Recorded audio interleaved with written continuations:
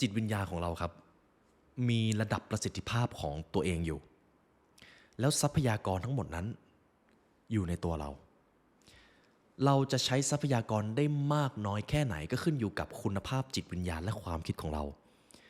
แต่ข่าวดีคือ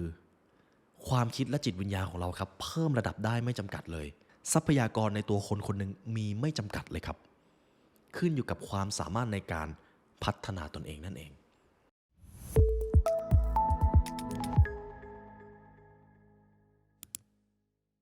ถ้าคุณรักในการพัฒนาตัวเองครับทุกท่านโปรดกด Subscribe ให้ The Library เพื่อเป็นส่วนหนึ่งของ1 ล้านซับด้วยครับได้ไหมครับและนี่ก็เป็นพาร์ทสุดท้ายที่เราจะพูดถึงเรื่องของ NLP ที่เรามาทำเป็นเวิร์กช็อปหากคุณผู้ฟังได้ฟังตั้งแต่พาร์ทแรกนะครับท่านจะเข้าใจเรื่องของการนำตนเองการเข้าใจคนต่อจากนี้เราจะมาทำความเข้าใจสิ่งที่กำหนดเราอยู่ครับชีวิตครับในโมเดลของ NLP ครับอาจจะไม่ได้มีเวิร์กช็อปให้คุณผู้ฟังนำไปทำเยอะสำหรับท่านที่ชอบฟังพอดแคสต์อย่างเดียวชอบศึกษาทฤษฎีพาร์ทนี้จะเหมาะกับท่านมากครับในเรื่องของโมเดลรูปแบบความคิดนะครับในทาง NLP เขาบอกว่าชุดความเชื่อต่อไปนี้จะทำให้คุณมีความสามารถเป็นนักสื่อสารที่ดีทั้งกับตนเองและผู้อื่นจะเป็นปรัชญาทีละข้อทีละข้อและผมอยากให้คุณผู้ฟังลองนำไปปรับใช้ดูนะครับเวลาที่เราเจอคนเจอพฤติกรรมที่มันแตกต่างจากตัวเราหรือจากของคนอื่นหากคุณมีชุดความเชื่อต่อไปนี้ครับคุณจะเป็นอีกคนหนึ่งที่เป็นมาสเตอรี่ในชีวิตของตัวเองเลยชุดความเชื่อแรกครับ respect difference เคารพมุมมองต่อโลกที่แตกต่างกันในแต่ละคน1 คน 1 ความเชื่อ2 คน 2 ความเชื่อถูกต้องไหมครับเราต่างถูกหล่อหลอมความเชื่อความคิดและค่านิยมไม่เหมือนกันเลยซึ่งอาจจะขึ้นอยู่กับประสบการณ์การตีความมันมีหลายองค์ประกอบมากที่ทำให้เรามีความแตกต่างซึ่งกันและกัน1 ในชุดความเชื่อที่สำคัญมากครับและจะทำให้คุณเป็น1 ในคนที่สามารถเข้าใจโลกเข้าใจคนเข้าใจชีวิตเข้าใจผู้คนได้ก็คือคุณจะต้องมองเห็นความแตกต่างคุณไม่จำเป็นจะต้องเชื่อในความแตกต่างนั้นไปเสียทั้งหมดแต่คุณจำเป็นต้องเคารพความแตกต่างนั้นตรงนี้สำคัญมากนะครับเราไม่จำเป็นจะต้องเชื่อในสิ่งที่คนอื่นมาบอกเราไปเสียทั้งหมดแต่เราจะต้องเคารพครับในความแตกต่างเหล่านั้นยกตัวอย่างเช่นคุณมีเพื่อนคนหนึ่งซึ่งเขาคิดลบมากเลยแล้วคุณในฐานะคนพัฒนาตัวเองรู้เลยว่าความคิดลบๆเหล่านั้นเป็นตัวแปรสำคัญที่ทำให้ชีวิตคนเราไม่ไปไหนคุณสามารถเลือกได้ครับว่าคุณจะไม่เป็นหรือไม่คิดเหมือนเพื่อนคนนั้นแต่ถึงอย่างไรก็ตามคุณจะต้องเคารพตัวตนของเขาครับเพราะเมื่อเราเริ่มเคารพตัวตนผู้อื่นเป็นคนกลุ่มนั้นแหละครับจะเริ่มเห็นคุณค่าบางอย่างในตัวเองและเขาอยากจะสร้างการเปลี่ยนแปลงบางอย่างให้ตัวเองนี่คือชุดความเชื่อแรกครับแผนที่ชีวิตของแต่ละคนแตกต่างกันเราเพียงแค่เคารพความแตกต่างนั้นและเลือกแผนที่ที่ดีที่สุดสำหรับตัวเราที่เราเชื่อว่าแผนที่นี่แหละดีที่สุดสำหรับตอนนี้แล้วนั่นต่างหากคือการใช้เจตจำนงอิสระในการเลือกชีวิตของเราทีนี้แนวความเชื่อข้อที่2ครับประเมินพฤติกรรมการเปลี่ยนแปลงผ่านมุมมองของศีลธรรมและเข้าใจเจตนาของบริบทนั้นอย่างแท้จริงครับโมเดลนี้ครับกล่าวเอาไว้ว่าแต่ละคนจะมีมุมมองที่ถูกหรือผิดแตกต่างกันถูกของอีกคนหนึ่งอาจจะผิดสำหรับอีกคนหนึ่งเราจึงไม่ควรด่วนสรุปตัดสินเร็วจนเกินไปครับโลกจะไม่ได้แบ่งสิ่งต่างๆออกมาเป็นขาวกับดำขนาดนั้นมันมีหลายอย่างมากที่มันอยู่ในช่วงของความเทาๆเทาเข้มเทาอ่อนก็ว่ากันไปครับเราไม่มีทางตัดสินได้เลยว่าอะไรถูกที่สุดหรือผิดที่สุดการมีชุดความเชื่อแบบนี้เนี่ยแหละครับจะทำให้เราเป็นนักตั้งคำถามและมีสิ่งที่เรียกว่า critical thinking ครับเราจะไม่ตัดสินว่าคนคนนั้นไม่รักตัวเองหากเขาไม่ดูแลสุขภาพเราแค่เข้าใจว่าเขายังไม่ดูแลสุขภาพและมันก็ไม่ได้หมายความว่าเขาเกลียดชังตัวเองเห็นอะไรไหมครับบริบทเริ่มเปลี่ยนหากมีคนคนหนึ่งอยากร่ำรวยแต่ก็ไม่สามารถหลุดออกมาจากความเชื่อลบๆหรือความเชื่อที่จำกัดศักยภาพของตัวเองได้ สิ่งที่เราควรมองก็คือเขาแค่ยังมีความเชื่อบางอย่างอยู่แต่เขาไม่ได้ไม่ดีเขาไม่ได้แย่ครับเขาแค่ยังหลุดออกมาจากความเชื่อบางอย่างไม่ได้มองคนในแบบที่เขาเป็นนั่นเองมองโลกในแบบที่เป็นนั่นเองทีนี้ความเชื่อข้อที่3ครับการถูกต่อต้านจากผู้อื่นเป็นสัญญาณของการขาดความยืดหยุ่นหรือขาดการแรปพอร์ที่ดีครับยังจำเรื่องของการแรปพอร์ที่เราได้เรียนในหมวดของผู้คนได้ไหมครับการแรปพอร์ก็คือการปรับเปลี่ยนตัวเองให้สอดคล้องหรือคล้ายคลึงกับคนที่เราพบเจอทั้งโดยตรงหรือโดยอ้อมสิ่งนี้กำลังบอกอะไรเราครับคนที่เก่งคนที่มีความสามารถในการปรับเปลี่ยนตัวเองจะไม่ยึดติดกับบุคลิกใดบุคลิกหนึ่งแบบ100%ครับ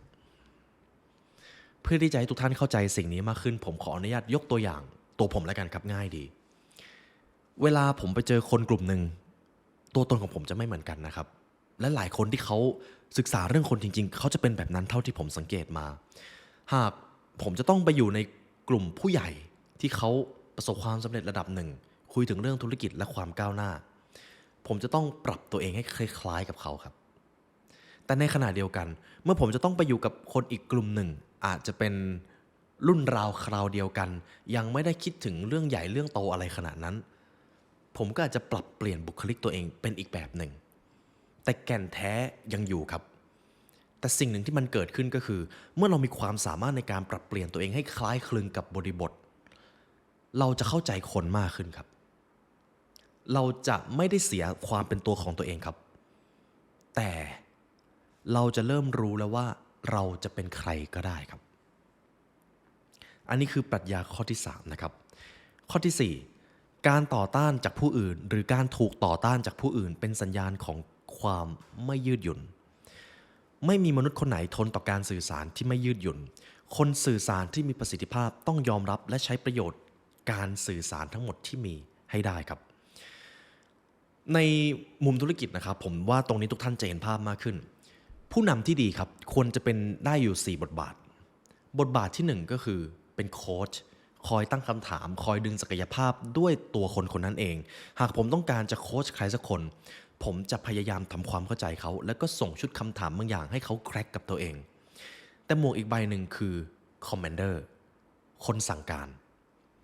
ผู้นำที่ดีครับไม่ควรเป็นโค้ชอย่างเดียวครับจะต้องมีความสามารถในการสั่งการด้วยเมื่อถึงคราวจำเป็นหมวกใบที่3ครับคือบอสจะเป็นแบบนี้เลยครับตามงานจี้งานคอย follow up ว่าสิ่งที่สั่งไปได้ผลหรือยังมีรีพอร์ตหรือเปล่าบางครั้งคุณต้องทำตัวเป็นบอสครับและหมวกใบที่4ก็คือ leader จะต้องมีวิสัยทัศน์จะต้องสื่อสารวิสัยทัศน์ให้ผู้ตามสามารถเข้าใจได้หากคุณมีความสามารถในการประคับประคองตัวเองทั้ง4บทบาทนี้และรู้ว่าจะต้องใส่หมวกใบไหนในแต่ละสถานการณ์นี่แหละครับคือสิ่งที่เรียกว่าความยืดหยุ่นเป็นอะไรที่ต้องใช้เวลาฝึกนานมากครับสำหรับสิ่งนี้โค้ชคอมมานเดอร์บอสและลีดเดอร์ครับซึ่งหนึ่งในสิ่งที่อาจจะท้าทายก็คือบางครั้งเราไม่ค่อยเข้าใจตัวเองว่าเราจะต้องเปลี่ยนตัวเองในบทบาทไหนหรือบางทีการจะสื่อสารในแต่ละบทบาทมันก็จะมีความยากผมอาจจะขออนุญาตแนะนำแบบนี้แล้วกันครับ1คือฝึกฝนกับ2คือเรียนรู้ให้ไวจากประสบการณ์ที่เกิดขึ้นและถ้าหากพูดถึงเรื่องของการเรียนรู้ให้ไวครับผมก็จะมีตัวช่วยตัวหนึ่งเหมือนกันอย่างตอนนี้ผมทำสรุปหนังสือวันนี้เป็น1ในวันที่ผมรู้สึกว่าผมพูดไม่ค่อยคล่องแต่ผมจะมีตัวช่วยครับก็คือเจ้าโฟอัสนี่แหละครับในการช่วยบำรุงสมองต้องขอบคุณทางคุณโอมาดินนะครับเพราะบางทีครับสมองเราตื้อคิดได้ช้าลงอันนี้เข้าใจได้ครับโดยเฉพาะช่วงไหนที่ทำงานหนักๆหาเวลาบำรุงตัวเองด้วยนะครับทีนี้ข้อที่5ครับตัวตนไม่ใช่พฤติกรรมยอมรับในตัวตนแต่เปลี่ยนพฤติกรรมแทนเราไม่มีทางหรือเราไม่มีความจำเป็นที่จะต้องด่วนตัดสินว่าคนคนนั้นเป็นแบบไหนเขาเป็นคนไม่ดีเป็นคนขี้เกียจหรือเป็นคนไม่เอาไหนหากคุณต้องการเปลี่ยนแปลงใครสักคนนะครับการเปลี่ยนแปลงชั้นที่ลึกที่สุดเท่าที่คุณจะทำได้คือพฤติกรรมครับแต่ลึกไปกว่านั้นคือตัวตนซึ่งเราแทบไม่มีสิทธิไปควบคุมเลยหากต้องการจะเปลี่ยนแปลงใครหรือต้องการให้ใครสร้างการเปลี่ยนแปลงมุ่งเน้นไปที่พฤติกรรมครับไม่ใช่ตัวตนเพราะตัวตนมีแค่เจ้าของเท่านั้นที่จะเปลี่ยนแปลงมันได้ปรัชญาที่6ครับผมชอบข้อนี้ทุกคนในชีวิตของเรานะครับรวมถึงตัวคุณผู้ฟังด้วยล้วนทำเต็มที่ที่สุดแล้วในทรัพยากรที่พวกเขามีครับ จริงๆแล้วปรัชญาข้อนี้มีความลึกซึ้งในในรูปประโยคเองทุกคนทำเต็มที่ที่สุดแล้วครับในทรัพยากรที่เขามีทรัพยากรที่ว่านี่ครับผมอยากให้ทุกท่านลองทายว่ามันเป็นอะไรได้บ้างความรู้ประสบการณ์อารมณ์ในช่วงเวลานั้นการตัดสินใจข้อมูลที่มีสภาพแวดล้อมในตอนนั้นความสัมพันธ์ในตอนนั้นรวมไปถึงการศึกษาที่เขาเคยได้รับมาทั้งหมดทั้งมวลครับคือทรัพยากรที่อยู่ในตัวคนคนหนึ่งทุกการตัดสินใจทุกการกระทำทุกผลลัพธ์ที่มันเกิดขึ้นสำหรับชีวิตมนุษย์นะครับคนคนนั้นล้วนทำเต็มที่ที่สุดแหละครับในทรัพยากรที่เขามีเขาเลยได้ผลลัพธ์แบบนั้นมานั่นหมายความว่าอะไรครับ คุณผู้ฟังเคยเจอใครทำอะไรที่ทำให้คุณรู้สึกโกรธหรือใครบางคนที่ดูถูกคุณไม่เข้าใจคุณไหมครับจริงๆแล้วพวกเขาทำเต็มที่ที่สุดแล้วครับในทรัพยากรที่พวกเขามีหากเขามีความรู้มากกว่านี้หากเขามีความเข้าอกเข้าใจมากกว่านี้เขาก็อาจจะมีพฤติกรรมที่เปลี่ยนแปลงไปจากเดิมแต่เพราะทรัพยากรเขามีอยู่แค่นั้นสำหรับตอนนี้ครับเขาเลยตอบสนองแบบนั้นนั่นเองทีนี้เรามาดูในบริบทตัวเราบ้างครับ เราอยากออกกำลังกายบางครั้งแต่เราก็ไม่สามารถฝืนความขี้เกียจได้บางทีเราอาจจะยังขาดทรัพยากรบางอย่างอาจจะเป็นความรู้แรงบันดาลใจในช่วงเวลานั้นบางทีตอนนั้นเราอาจต้องรับมือกับความเครียดหรือเราเจอสภาวะบางอย่างที่อาจจะคล้ายกับภาวะซึมเศร้ามันก็เป็นทรัพยากรอย่างหนึ่งที่เรามีในตอนนั้นและเราก็พยายามเต็มที่แล้วแต่ผลลัพธ์มันก็ได้เท่านี้เพราะทรัพยากรเรามีเท่านี้สำหรับตอนนี้ ทีนี้ผมจะให้คำแนะนำในเรื่องของการเพิ่มทรัพยากรในชีวิตครับจริงๆมันง่ายมากอย่างตอนนี้คุณก็กำลังทำอยู่ครับเพิ่มทรัพยากรที่ชื่อว่าความรู้ประสบการณ์เวลาออกไปทำสิ่งใหม่ๆไปเจอคนใหม่ๆเจอความท้าทายใหม่ๆเราก็กำลังเพิ่มทรัพยากรให้กับตัวเองครับนี่แหละครับคือสิ่งที่เรียกว่าทรัพยากรในมุมของ NLP ทีนี้ปรัชญาที่7ครับข้อมูลที่สำคัญที่สุดเกี่ยวกับคนคนหนึ่งไม่ใช่สิ่งที่เขาพูดแต่คือสิ่งที่เขาทำหรือพฤติกรรมของคนคนนั้นเองหากคุณต้องการจะเข้าใจคนคนหนึ่งอย่างถ่องแท้นะครับระวังการเชื่อเพียงแค่คำพูดลองดูการกระทำเขาด้วยว่าเขาทำในสิ่งที่สอดคล้องกับคำพูดตัวเองหรือเปล่าการกระทำจะแสดงออกมาได้ชัดเจนเสมอครับร่างกายของเราครับเชื่อมโยงกับจิตใจภายในเวลาเราโกรธใบหน้าเราก็จะเป็นอีกแบบหนึ่งการแสดงออกทางบุคลิกก็จะเป็นอีกแบบหนึ่งเวลาคนมีความสุขการแสดงออกทางบุคลิกก็จะเป็นอีกแบบหนึ่งดูที่พฤติกรรมของคนครับและคุณจะเข้าใจว่ามันมีอะไรหลายอย่างที่คุณสามารถสังเกตได้จากการกระทำของคนซึ่งบางทีเขาอาจไม่จำเป็นต้องบอกอะไรเราเลยก็ได้ครับปรัชญาที่8ครับแผนที่ไม่ใช่ขอบเขตแผนที่ครับอาจจะเป็นเฟรมเวิร์กเป็นรูปแบบการใช้ชีวิตรูปแบบการสร้างความสำเร็จรูปแบบการบริหารแผนที่ก็เป็นเพียงแค่แผนที่ครับไม่ใช่ขอบเขตที่กำหนดศักยภาพของเราตรงนี้เห็นภาพนะครับเรามีแผนที่ความเข้าใจในโลกรอบตัวตามแบบฉบับของเราแต่ถึงอย่างไรก็ตาม รอบนอกแผนที่นั้นมันก็จะยังมีบางอย่างให้เราไปค้นหาเสมอ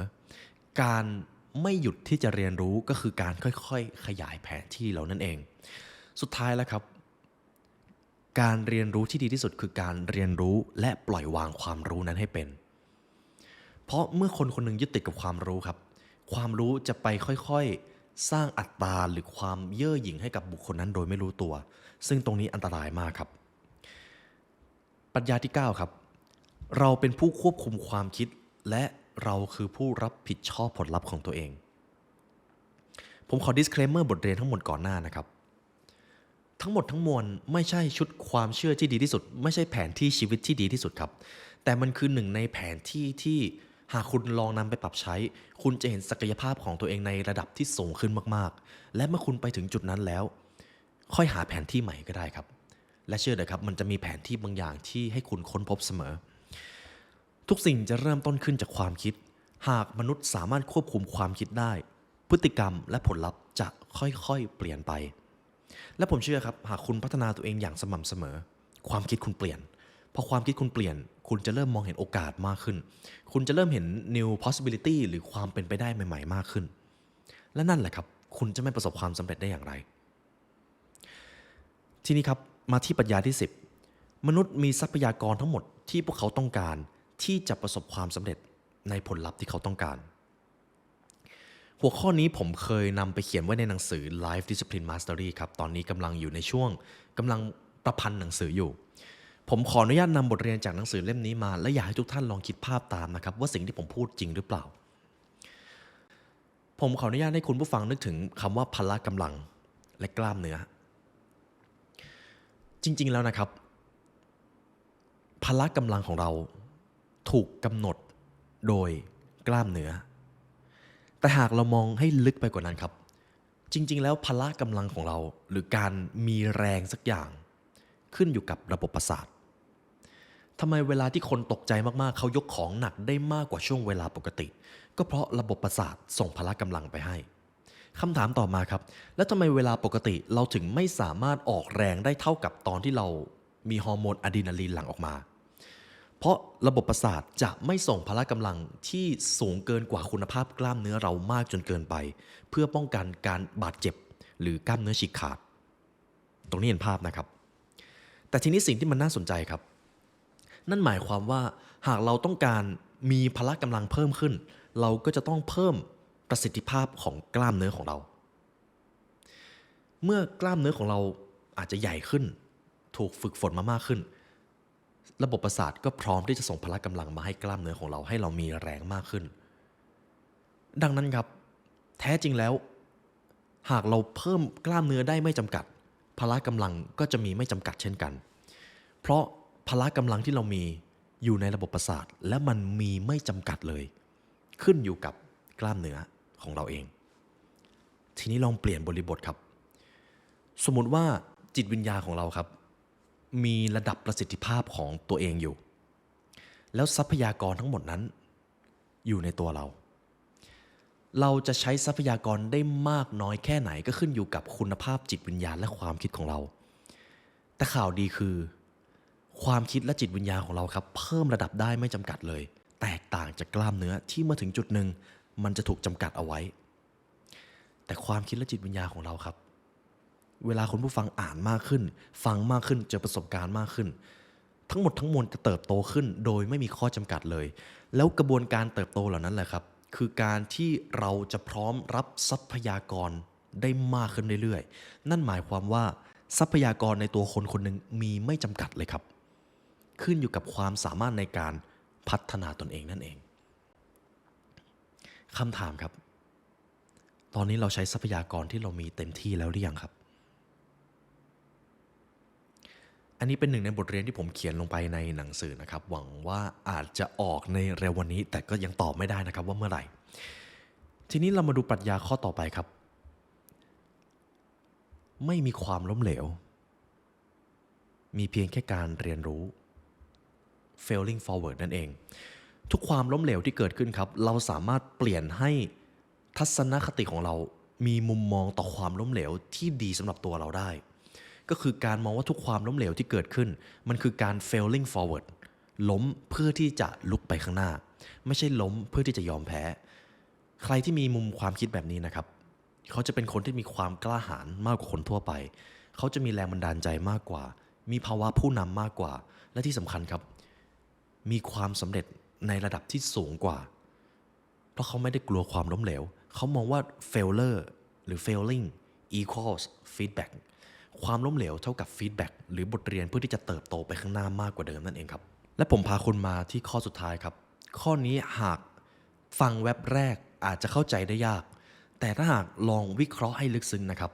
คุณจะเห็นว่าทุกอย่างที่เกิดขึ้นผ่านพฤติกรรมของมนุษย์เกิดขึ้นในแบบนี้แทบทั้งสิ้นครับทุกพฤติกรรมของทุกๆคนมีแรงจูงใจจากเจตนาเชิงบวกแทบทั้งสิ้นโดยพฤติกรรมขณะนั้นเป็นตัวเลือกที่ดีที่สุดแล้วทั้งทรัพยากรที่เขามีความคิดที่เขามีและการคาดคะเนที่เขาคาดคะเนในตอนนั้นผมขออนุญาตยกตัวอย่างนะครับสมมุติมีคนคนหนึ่งขโมยของในห้างสรรพสินค้าจริงๆแล้วนะครับเขาก็มีแรงจูงใจเชิงบวกนะครับสมมุติเขาขโมยอาหารก็เขาอยากกินอาหาร และเขาไม่อยากจ่ายตังค์การที่เขาได้กินอาหารเขาอิ่มเป็นพฤติกรรมเชิงบวกนะครับแล้วการที่เขาไม่ต้องจ่ายตังค์ก็คือเขาประหยัดเงินมันก็เป็นพฤติกรรมเชิงบวกหรือมันส่งผลดีกับตัวเขาซึ่งแน่นอนครับมันอาจจะส่งผลเสียกับคนอื่นแต่สำหรับคนที่ขโมยของนะครับนั่นคือพฤติกรรมที่มีเจตนาเชิงบวกครับเพียงแค่ว่าเป็นเชิงบวกสำหรับตัวเขาเองและทีนี้เรามาดูในบริบทที่มันใหญ่กว่านั้นหากมีคนคนหนึ่งเป็นฆาตกรต่อเนื่องเขาอาจจะฆ่าคนโดยที่ไม่มีเหตุผลเลยแน่นอนครับมันเป็นการกระทำที่ผิดศีลธรรมและมันควรถูกลงโทษตามกฎหมายแต่หากเราเอาเรื่องศีลธรรมออกไปเลยนะครับแล้วเราดูที่พฤติกรรมคนนั้นเพียวๆเลยเขาทำแล้วเขาสบายใจเขาทำแล้วเขารู้สึกโล่งใจเขาทำเพราะว่าเขารู้สึกว่ามันตื่นเต้นมันก็เป็นพฤติกรรมที่มีเจตนาเชิงบวกเข้ามาเกี่ยวข้องก็เขาแค่อยากสนุกเท่านั้นเองเห็นไหมครับหากเขาฆ่าคนแล้วเขารู้สึกแย่เขารู้สึกหดหู่เขาก็ไม่ทำถูกต้องไหมครับหรือถ้าในชีวิตประจำวันครับเราอาจจะเคยเจอเพื่อนที่เกเรชอบบูลลี่หรือที่เราเรียกกันว่าท็อกซิกนั่นเองเรามาลองดูหน่อยครับว่าพฤติกรรมการบูลลี่หรือการท็อกซิกของคนคนหนึ่งแท้จริงแล้วมันมีพฤติกรรมเชิงบวกอย่างไรต่อคนคนนั้นสมมุตินะครับมีคนคนหนึ่งท็อกซิกแล้วก็บูลลี่คนหนึ่งบ่อยมากๆหากเรามาลองดูถึงจิตใจภายในของเขา 1. เขาอาจจะอยากได้รับการยอมรับ 2. เขาอาจจะรู้สึกดีเวลาที่ได้ทำให้คนคนหนึ่งรู้สึกแย่เขาจะรู้สึกว่าตัวเองเนี่ยสูงขึ้น 3. เขารู้สึกว่าเขาได้รับความสนใจเวลาที่เขาบูลลี่หรือท็อกซิกใส่คนอื่นมันคือพฤติกรรมเชิงบวกสำหรับตัวเขาเองครับแน่นอนว่ามันส่งผลเสียกับคนอื่นแต่ถ้าคุณเข้าใจมุมมองแบบนี้ครับคุณจะยอมรับคนในแบบที่เขาเป็นได้ง่ายขึ้นเป็น10 เท่าครับคุณจะไม่รีบตัดสินคนคุณจะมองเขาด้วยความเข้าใจคุณจะเริ่มเคารพตัวตนที่แตกต่างกันและเมื่อคุณเคารพผู้อื่นได้ครับคนที่ได้รับความเคารพจะเริ่มเห็นคุณค่าบางอย่างในตัวเองและเขาจะค่อยๆอยากสร้างการเปลี่ยนแปลงในเชิงบวกให้กับตัวเองและนี่เป็นปรัชญาในมุมของ NLP นะครับผมอยากให้คุณผู้ฟังลองนำไปใช้หลายปัญหาในชีวิตครับมีเรื่องของความสัมพันธ์เข้ามาเกี่ยวข้องบางครั้งความสัมพันธ์นั้นก็เป็นตัวเราเองด้วยแต่ชุดความคิดเหล่านี้แหละครับจะทำให้คุณเผชิญหน้ากับเหตุการณ์หรือความสัมพันธ์เหล่านั้นได้ง่ายขึ้นและแน่นอนครับถ้าคุณได้ฝึกกล้ามเนื้อของคุณจะจำเซลล์ประสาทของคุณจะค่อยๆเกิดการเปลี่ยนแปลงและคุณจะเป็น Life Mastery ทันทีครับทีนี้ข้อสุดท้ายครับผมขออนุญาตนำมาฝากแล้วกันครับสุดท้ายแล้วความสามารถในการอยู่กับปัจจุบันคือสิ่งที่จะกำหนดว่าเราจะมีความสุขความสงบและความพึงพอใจในชีวิตมากน้อยแค่ไหนการอยู่กับปัจจุบันคือการเข้าถึงความสุขที่มนุษย์ทั่วโลกกำลังมองหาอยู่และมันอยู่ไกลมากๆเลยดังนั้นครับปัจจุบันจะเป็นอะไรที่สำคัญสำหรับเราเสมอแม้บางครั้งเราอาจจะไม่ค่อยได้อยู่กับสิ่งนั้นก็ตามตอนนี้คุณผู้ฟังกำลังทำอะไรอยู่ครับ